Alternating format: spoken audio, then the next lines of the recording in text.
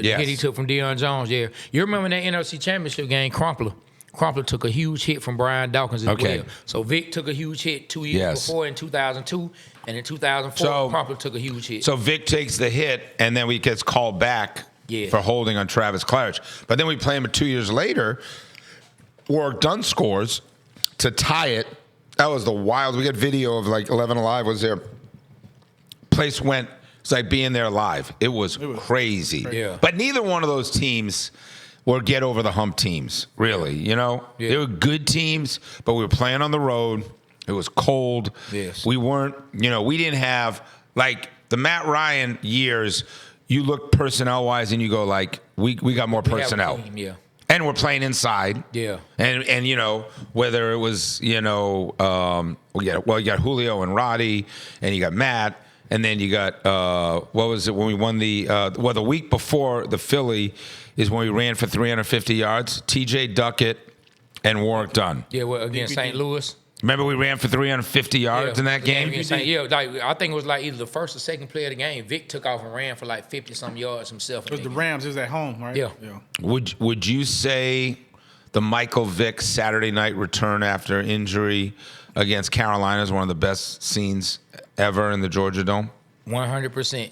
It 100%. Mike Bell was talking about, he said Vic came out, he was standing. Yes. He said, dude, there was nothing. I'm sorry. What sucks about doing sports in Atlanta sometimes is we're just not on the radar, especially now with NBA and NFL. Like, we're not on the radar. I mean, I like what the Hawks are doing.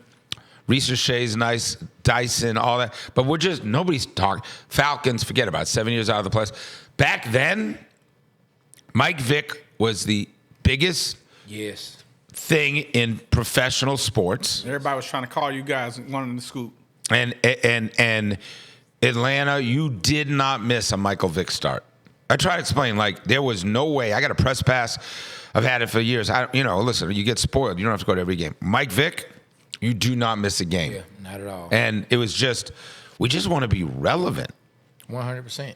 Right? I think that's why Vic is still loved by so many people for that reason alone. Because it gave the city and it gave a team a certain relevance. I mean, think about it. Felt like we've been here 60 years. We never won a Super Bowl. One of the losingest records us and the Saints had, but then they got the monkey off their back. Yep. Barkowski was nice. William Andrews was nice. Matt Ryan. Michael Vick was the biggest. You could argue he was Michael Jordan. He was the biggest star. He was the Michael Jordan of for 3 or 4. Problem is 3 or 4 years, right? Not 15 years. Yeah, it was real quick. Try to explain to people, why is Atlanta still so loyal to Michael Vick? He's after he went away to prison or whatever. And I said, dude, I want you to think about Tom Brady, like Rochon in New England, and think that you wouldn't have fans who didn't give a shit what the Chargers were. They just love Tom Brady. They love Michael Vick. There's certain stars that resonate the city. Yeah. Michael Vick was the ATL. Yeah. Right? I agree. He 100% was. We had a good run with Dion and Glanville and, Too Legit to Quit and all that. Don't get me wrong. Deion Sanders was super, super, super exciting. I see we thinking the same. We both going back for food. I'm hungry, dude. Yeah, nah. But that wasn't like Michael Vick era. The Michael Vick era. Michael Vick was great, but I ain't gonna lie though, Deion was great too. Deion was only great. Here. How many years was Deion here? 4? 5. Is that how many? 5 years. Yeah. But I mean, the difference was Vic had the ball in his hand every time. You're a quarterback. Yeah. I think if Deion would have had Deion, when you're shutting down half the field, let's be honest, you're waiting for a punt return. Yeah. No, I used to be or somebody so dumb enough excited to see him run a kickoff or a punt return. Like, I live for that. But it's still one of the great videos of Deion dropping the ball and then picking it up and then like. Oh, yeah. Right? Oh, yeah. So do you remember, did you see that live? Where were you at that time? Were you up north? Which one? Deion, I was up north. I wasn't. Were you at college? What year was it? Where were you doing that time? That was in the 80s. Graduating college. Yeah, okay. 80, I was in New Orleans at Tulane. Yep. But, again, nationally, the Falcons were on the map, right? No, not in 88. So listen. Yeah. A lot of people didn't see that, Trey. Yeah, I know, because they didn't have. It was blacked out. So how I saw that, I listened to it on the radio.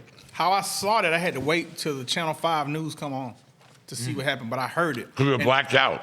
It's blacked out. Oh, you know how I saw it? I saw it on NFL Today, like during the halftime. They said, "Didn't check out Deion." I saw it on the game they had telecast. Okay. And they showed the highlight, and I was like, wow. And I was so mad that we couldn't watch the game. Are we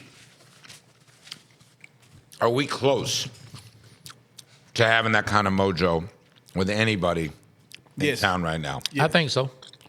You gonna say Michael Penix? Yes. I think so. Say. I think. Well, you know what? If they can just give him the right pieces, they can have it with Trae Young. Like 2021, the excitement. What do you mean right pieces? He's got Bijan. I'm not to my Penix. I'm talking about Trae. I said Trae could be that as well if they give Trae the right pieces. But you're still point guard. It's hard to be this. I know it's happened with Steph.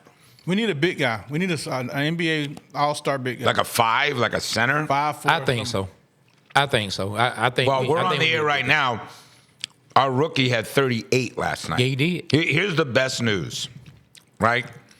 When you're picking number 1 in a year where there wasn't a consensus number 1, and he's the